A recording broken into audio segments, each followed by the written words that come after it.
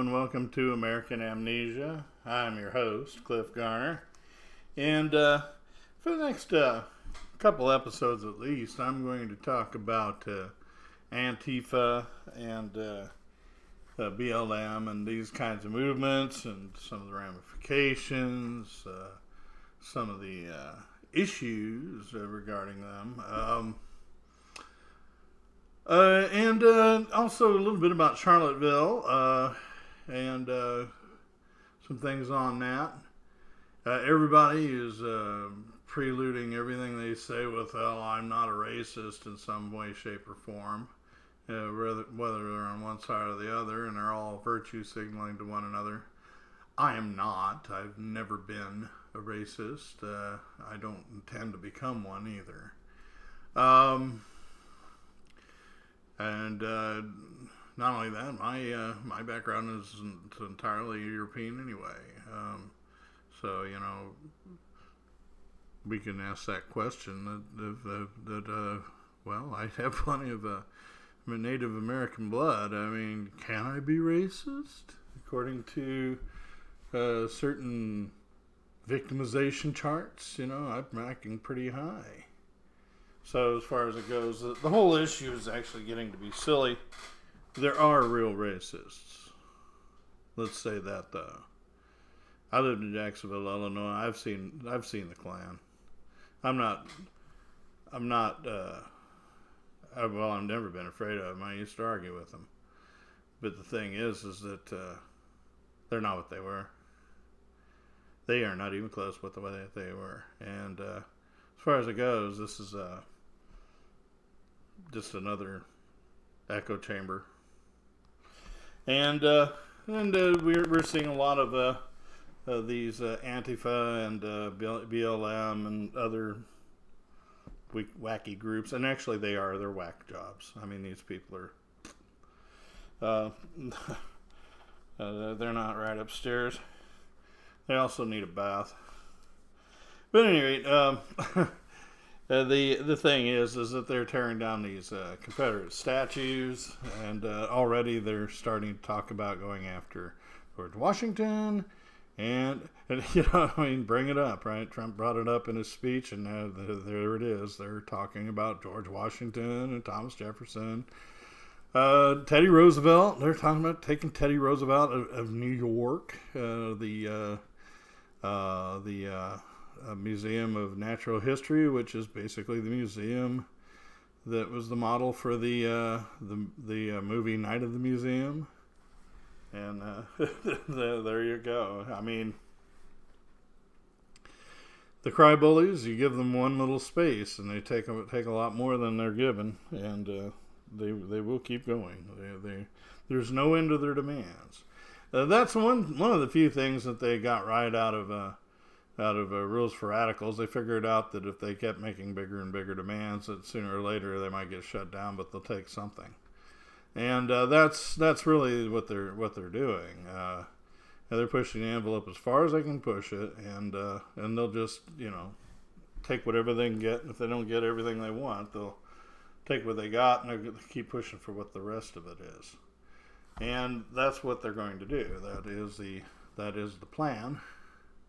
Why is it the plan? Well, it's right there in Rules for Radicals. You can read it. I'm not one to completely slam Alinsky. I mean, there are things of worth in there, but you know, there's also a way to do things. But the one thing that Alinsky very cynically calculates is that the opposition is rather bound to uphold a certain moral standard, whereas he advises his people to not. And that's kind of where I really drew part of the line with Alinsky. I think that is a very poor way to do things. As a matter of fact, I think that in the long run it'll come back up against you. And I think that we're going to see them get whacked in the teeth pretty quickly here.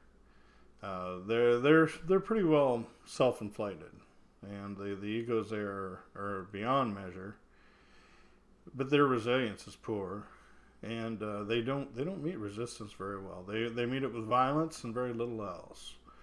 And sooner or later, they're going to betray the trust that they're getting from people that they're saying, "Oh, they're so good." Well, you know something? They're snowflakes. That's what they are. They've been told that they're so special all their life, and they're not gonna hear no. They don't want to hear no. And when they hear no, they bawl and they rant and they rave and they scream and they piss and moan and you know, and if you give it to them, you're just reinforcing that behavior. And sooner or later, they're not going to get what they want. And not only that, they're not going to be permitted to go further. That's what's going to happen. So, at any rate, there's a lot of jokes about monuments. This is, I think, one of the funnier ones. I don't know if you can see that very clearly. Barack Obama! Maybe he should be next. One of the jokes. Another friend of mine put up the pyramids of Egypt. I put that one on there. The Statue of Liberty. Unfortunately, might be one they would go after. Although it would take them a little work. That's a big one.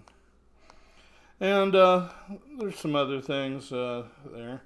One of the big things that's coming down, and I'll go into it in more detail probably next time, because I need to bring around a few more resources to point this out. But there's a lot of issues regarding the whole march in Charlottesville. First of all, the ACLU is involved. They were involved from the beginning because the alt-right, or whatever you want to call them, because not all of them are white supremacists. Some of them are white nationalists. Some of them are other whatever.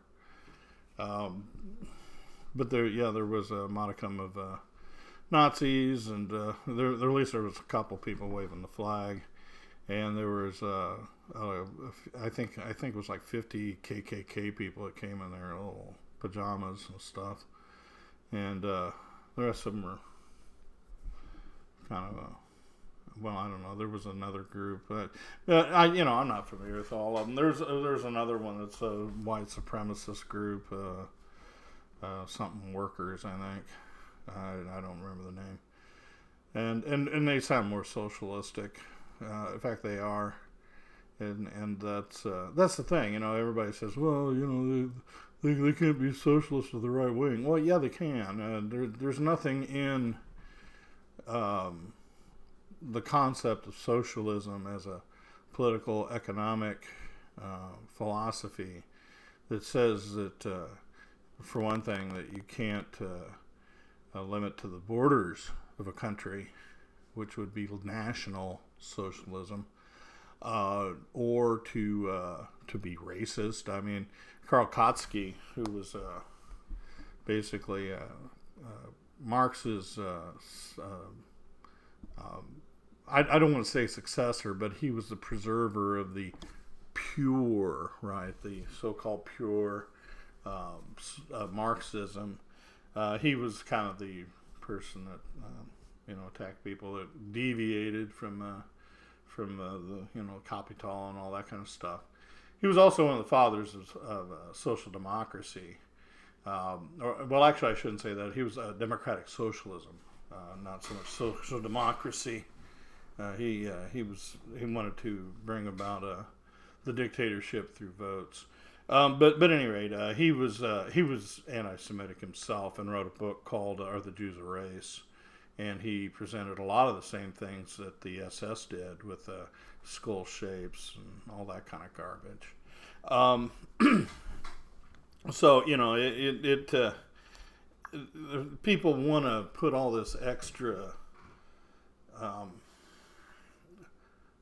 I don't want to go with baggage, because it's really not necessarily baggage, because they can interchange it with other stuff.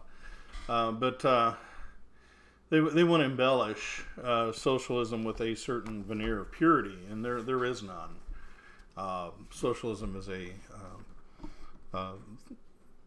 economic theory, basically, that of a certain amount of collectivizing if not the production, at least the resources of a place or country or world, even to redistribute it to those that they think, for one reason or another, ought to have it.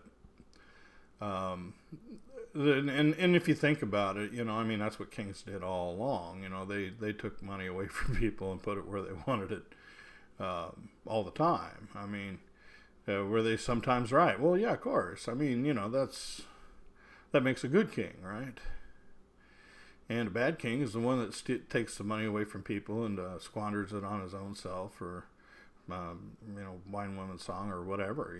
I mean, he steals it for himself or gives it to evil people, or just oppresses people.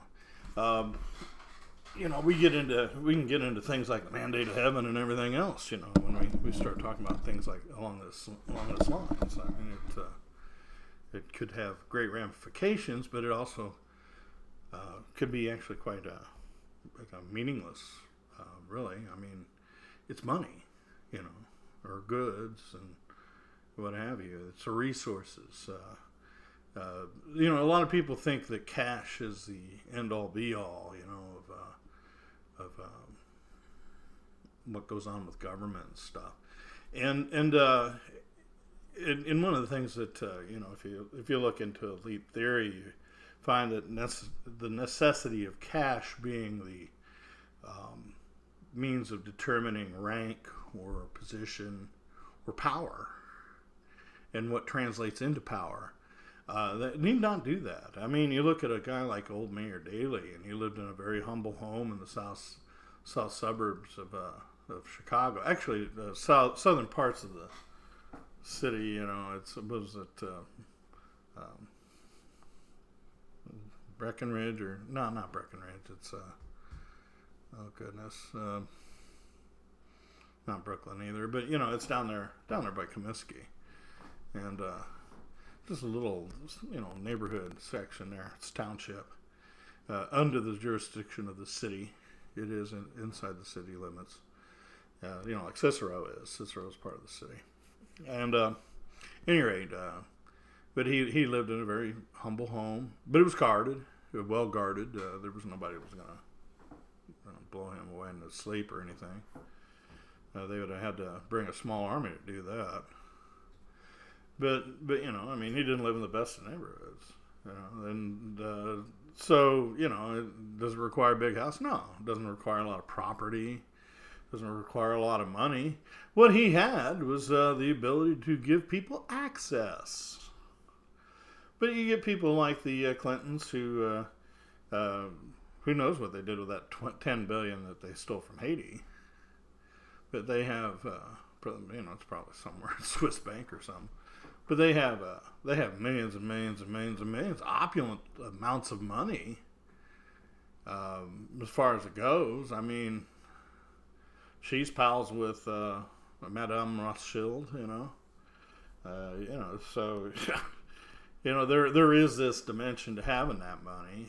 Soros too, he's the same kind of character. He's got all this money. It gives him access to the rich and famous and the powerful and all that, but he didn't necessarily need the money in certain systems to be able to influence things. Now he would to do it internationally the way he has, and the same with the Clintons. They have been spreading their money far and wide, and so you do have pretty much most of the papers in the English world are very friendly to her, and they despise Trump. But you get away from that, you do have the socialists who will despise Trump anyway, and you have the globalists who will despise him. But the thing is that a lot of people and political people that recognize that he's somebody to work with, and we saw that with Abe in this recent flap with North Korea. and that can only be considered a actual victory for him. I think that's part of one of the reasons why we saw what we saw with Charlottesville this weekend. Another reason I think we saw the timing of this was because the Russian narrative, I think, is finally not only falling apart. I think it's finally died. I don't see it coming back. I think Miller's in a lot of trouble. He's got people abandoning him, and I think that's one of the things that they don't want you to see. And but it's falling apart. It's conspicuously not mentioned as much, and things are going to kind of come to a close. Also, the case against Loretta Lynch and Comey and all those is heating up, and you're probably going to even see, probably before it's all said and done, at least investigation of Clinton.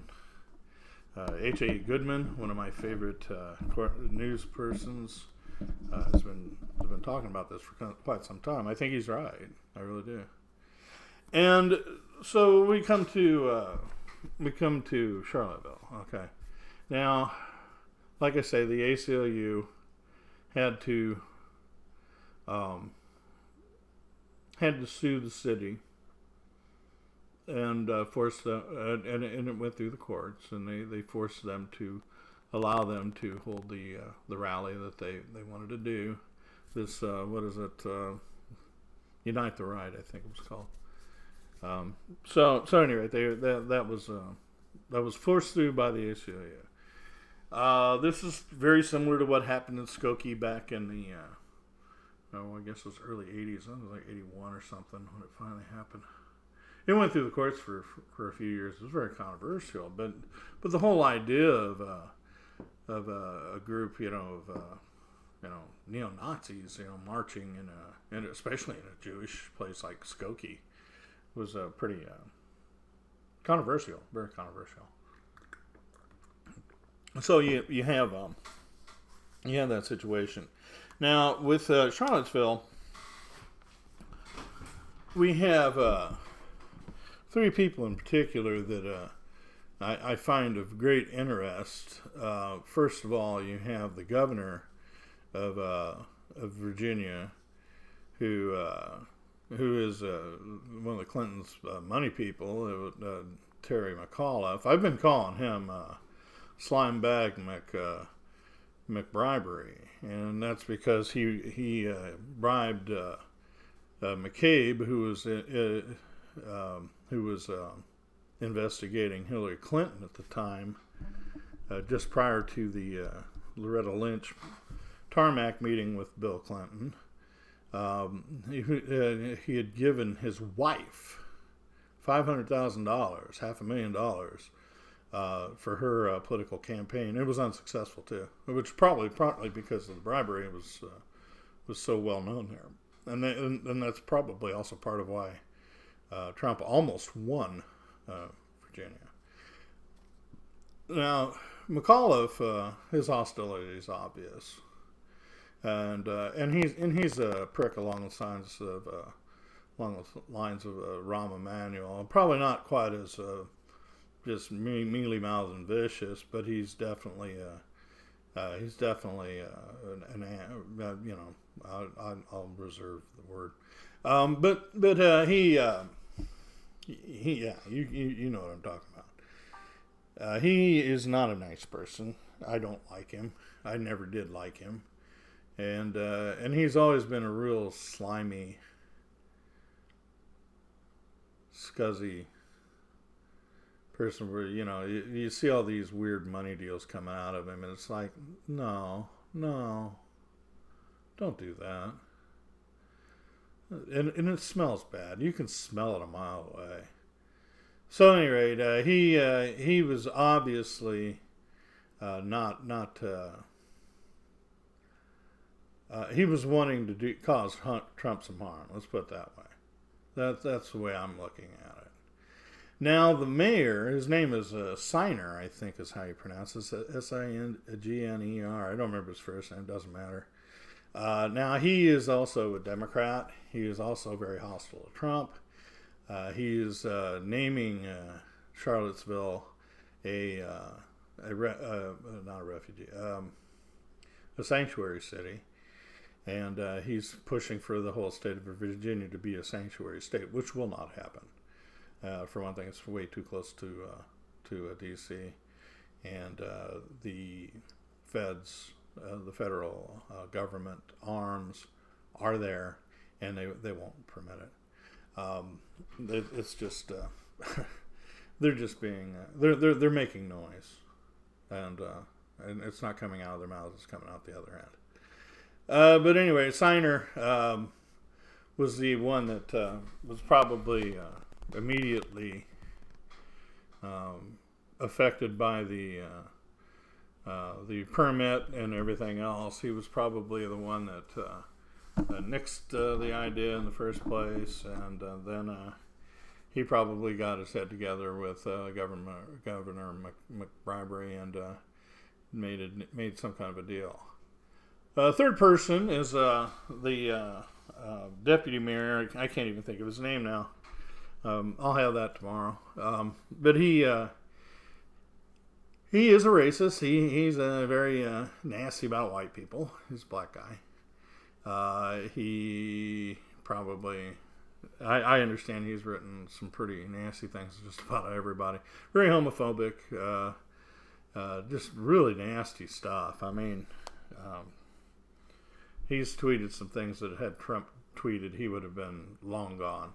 I mean, people would have, they between the Democrats and the never Trumpers, they would have had him out of there just for what this guy said. And it really is egregious. I made a couple posts on that on Facebook, and it's shameful, very shameful. So, at any rate, with the people that come there, you know, they most of them are out of state. Although, I think the estimate's like maybe 30% of them were from in-state. I understand the number was pretty small. It was like 500 or something. But at any rate, they were actually by rights allowed to do their march and their rally. Actually, yeah, they had the permit. They were confronted by Antifa, which is they claim to be anarchists, but they're more communist when it really comes down to it. They like to say they're anarchists because I think they probably like the black colors or something. I think they look cool, looking like ISIS, covering their face like they do.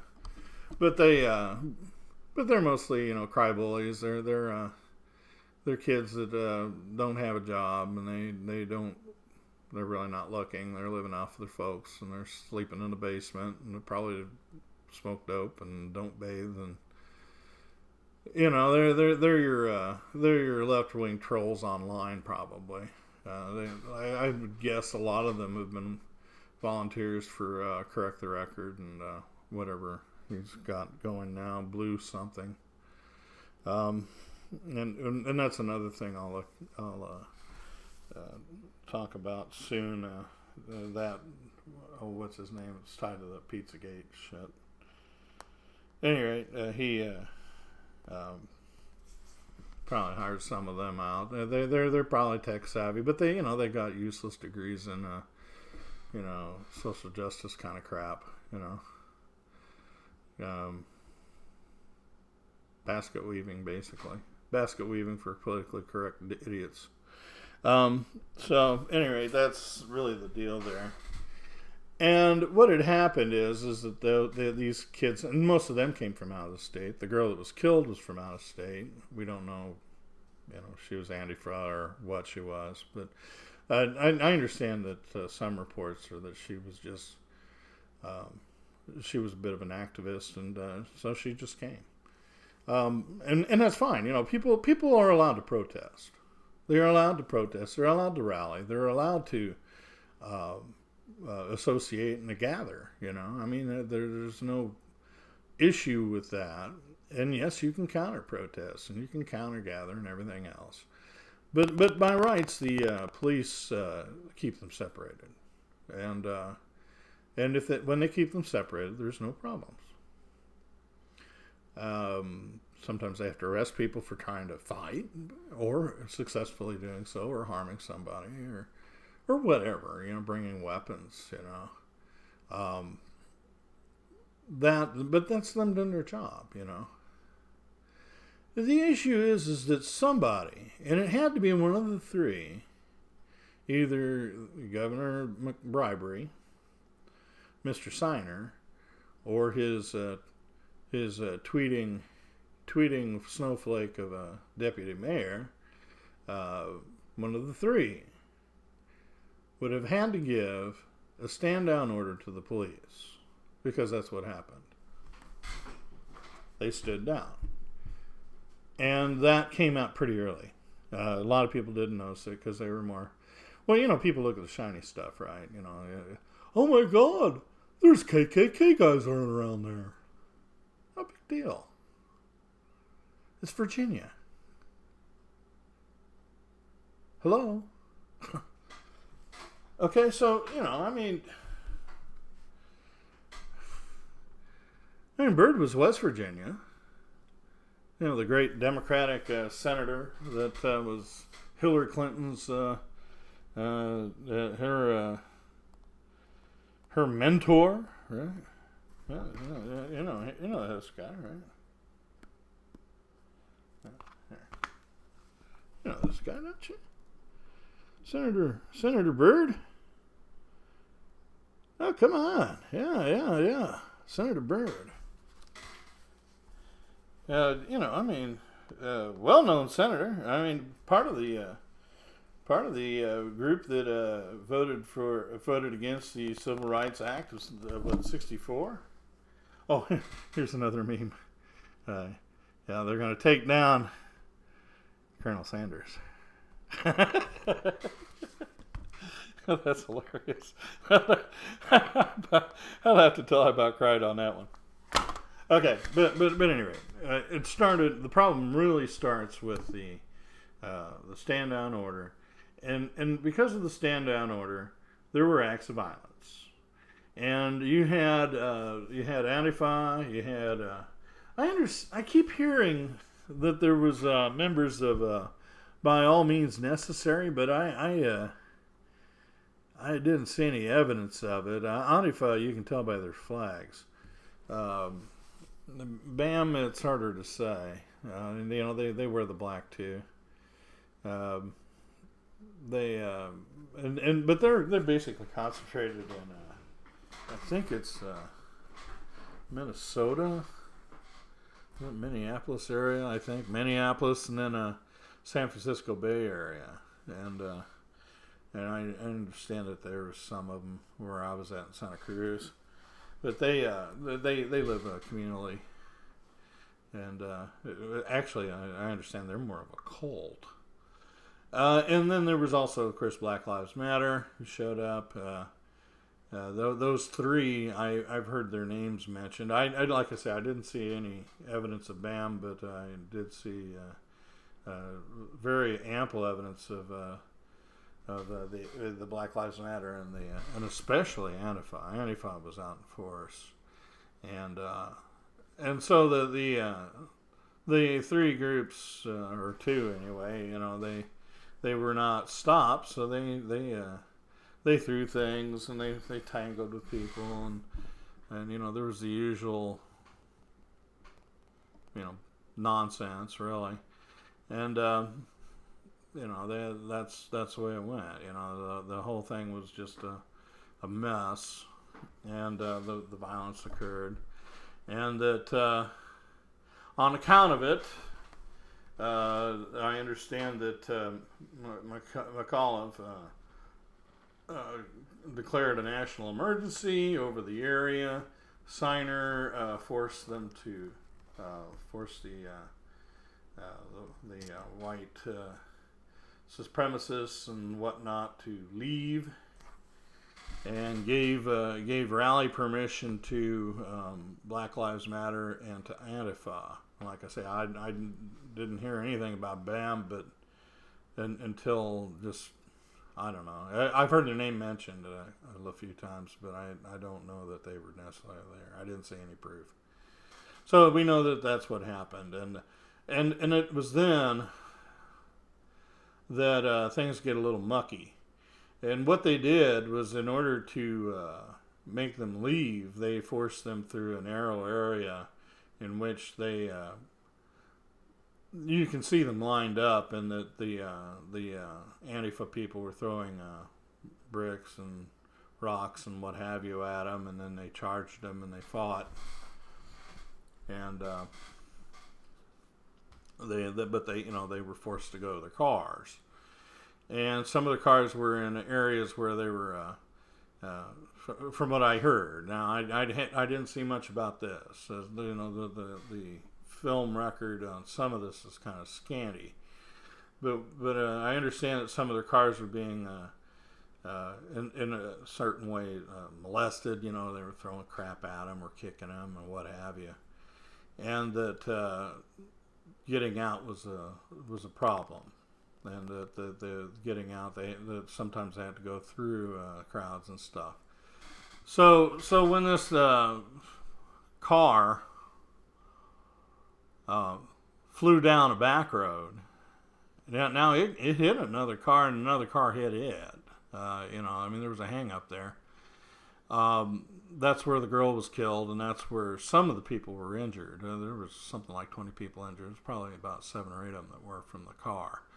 You can see at least one person hitting that car with a flagpole or a bat or something. There were people who said that maybe the guy had been frightened by some of the Antifa people, and he wasn't going to stop or slow down or whatever.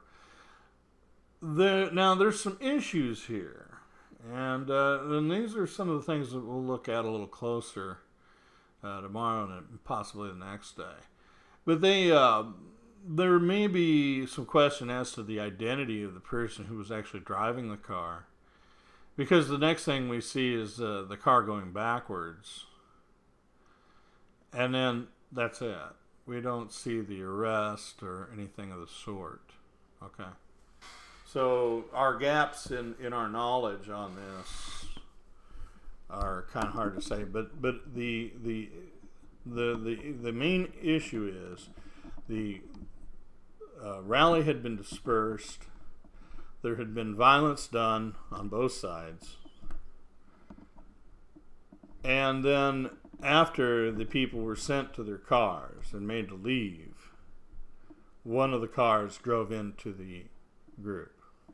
And you can see that they went in a way that there was nobody else there, and that's kind of curious too. Although there's a lot of things that could explain it, but he's an out of towner. How would he know the streets there and what to do? This is something that bothers me. And there's a lot of these little things that bother me. But the fact is, there would not have been a problem had the rally been allowed to take place and the police been employed to do their job. Then allow those people to go home, maybe escort them, it wouldn't hurt. You're covering your butt. Especially somebody that is so obviously hostile to the president. And now you're going to have an investigation by his Department of Justice. I don't think that's very wise. I think in the short run that he's getting they're getting all these marks up. But I have a feeling it's going to come back and bite him real soon here, because there's too much evidence of those three, one of those three at least, causing a huge part of the problem. And they will be accountable. Not only with the federal government, but also for any of the lawsuits that are going to come out of this. And I can think of two right away. For one, the girl who's who was killed. And there's a huge suit, life, limb, and civil liberties. I mean, that was wrong. I mean, you just don't drive into a crowd of people. And if the guy that is accused of doing it was the person driving the car, then indeed he deserves anything he's going to get. And don't mistake that. I mean, murder's murder, and I'm against violence in the first place. I don't go to these things because of that. Also, there was one of the he's not the supremacist. He's a white nationalist. What's his name? Baked Alaska is probably going to end up suing the city.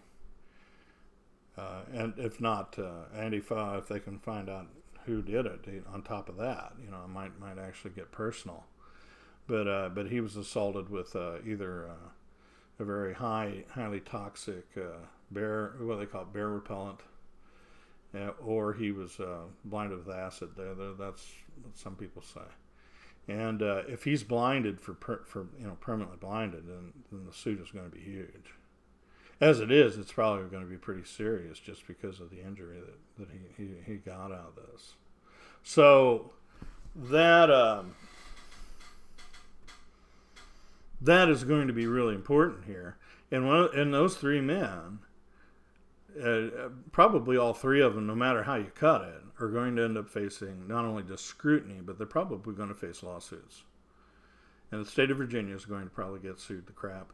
And the city of Charlottesville will too also. And there's probably other liability that'll be involved.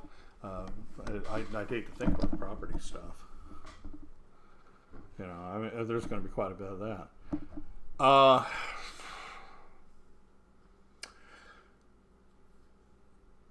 There are other things here, and like I say, some of these I'm going to get to later on. But one of the things that McAuliffe did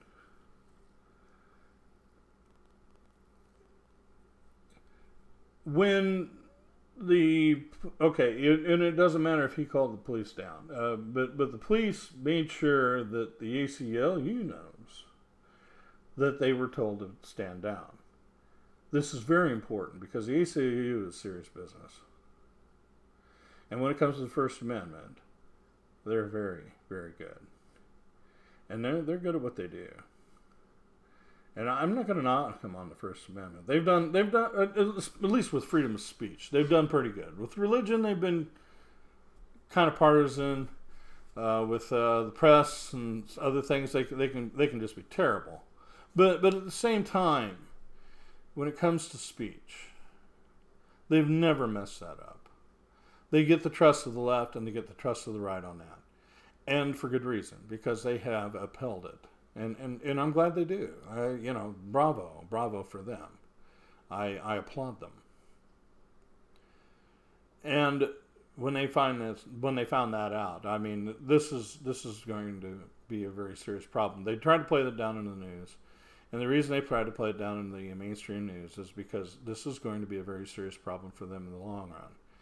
And they're trying to strike while the powder is hot, and they're doing it. I mean, there's some things that they're actually causing harm, and they're hoping they're going to pull Bannon out of it, and they might.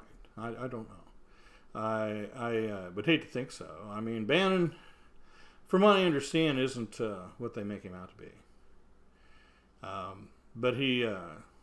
But he is a populist, and he's not your establishment Republican type. So I'm kind of sympathetic towards him for that reason, and I haven't seen anything personally that tells me he's a racist.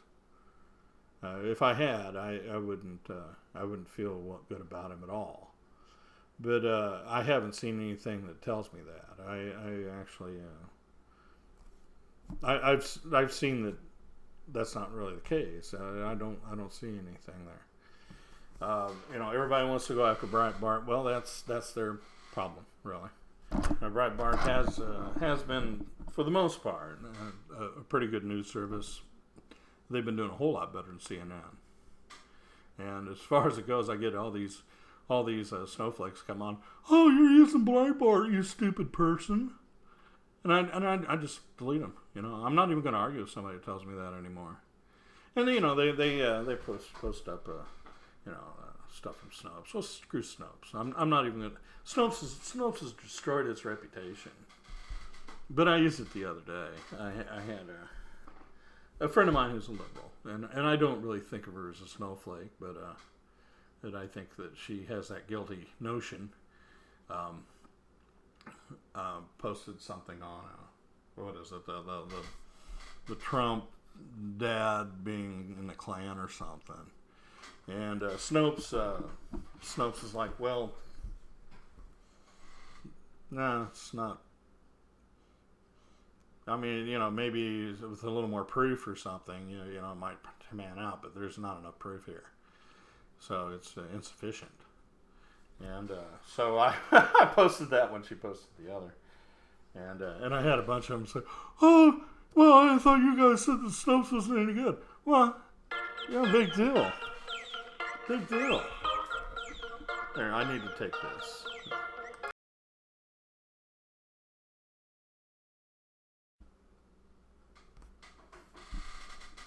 Okay, I had to take that call.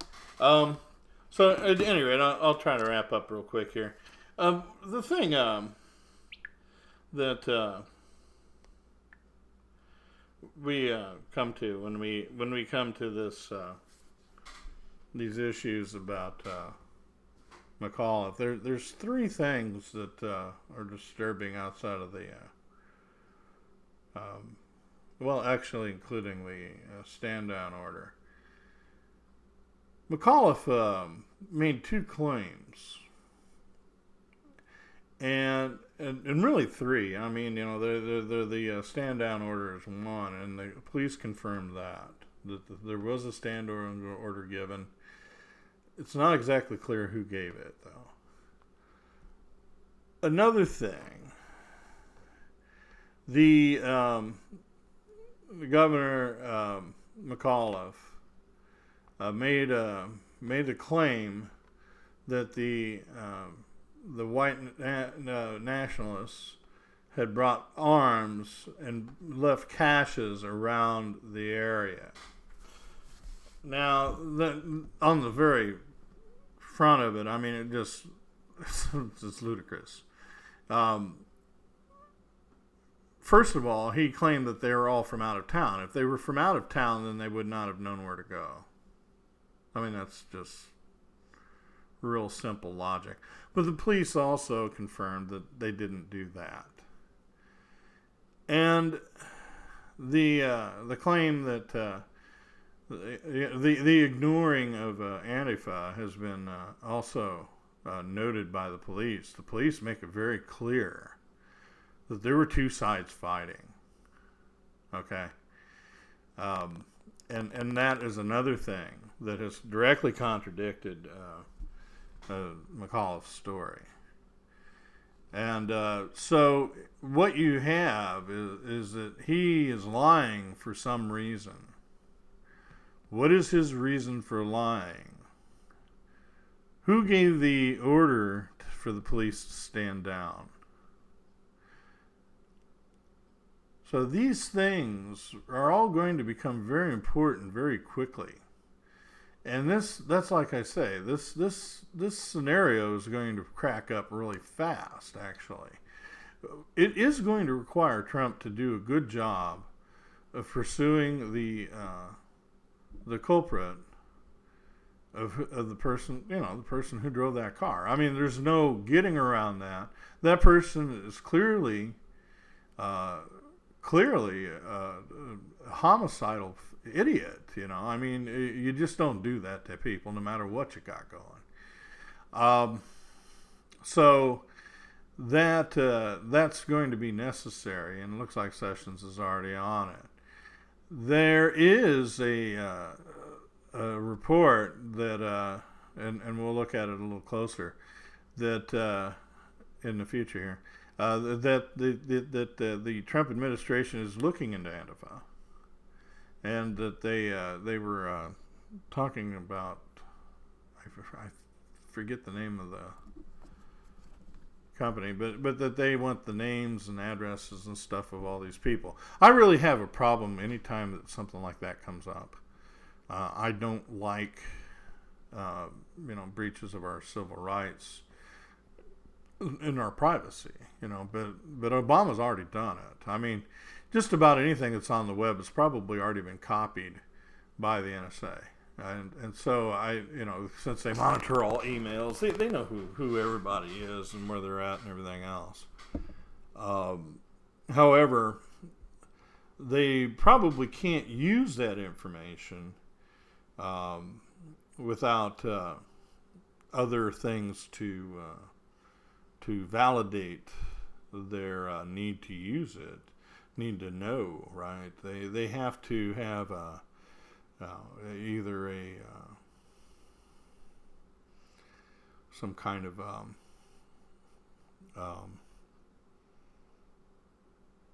warrant, maybe. A warrant from the bench to obtain that information and things of that sort.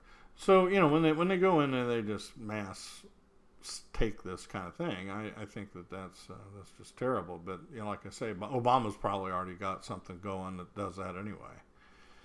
But like I say, they're probably looking for something to validate it. I'm not for that either. I don't think that that validating what's already been obtained unfairly is a good idea. So we do have rights. Let's maintain those rights. Let's maintain our Constitution. And I think that basically, I think that's what's been going on. I think that we actually have a president that's actually trying to weed out some of these people that have been abusing the system for so long. That's the idea of draining the swamp. And a lot of people are offended by that because it's upsetting the way things have been. Well, they need to be upset. They need to be gutted. They need to be gutted like a fish.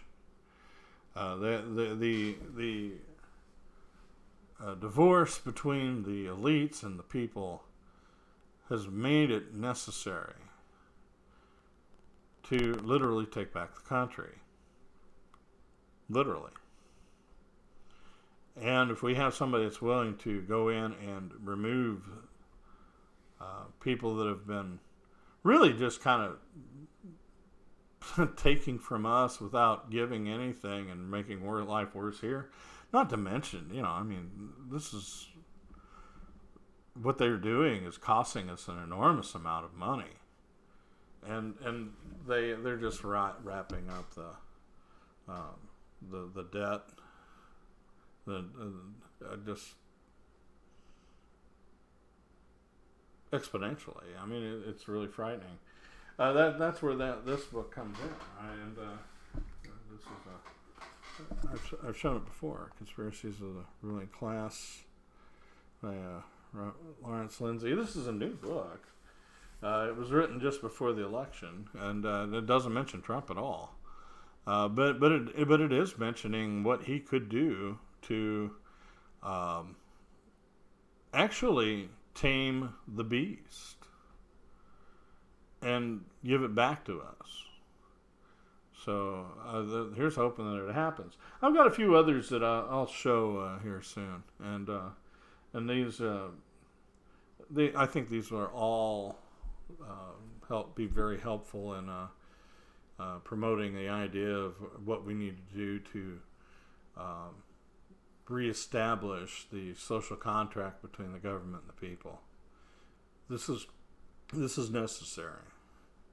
I think that we need to reestablish this social contract, and that by doing that, we renew and we will regenerate our way of life and our Constitution as well. It won't affect the Constitution, but at the same time, it will be from the Constitution. So, anyway, I'm going to go ahead and close for now. I'll talk to you later.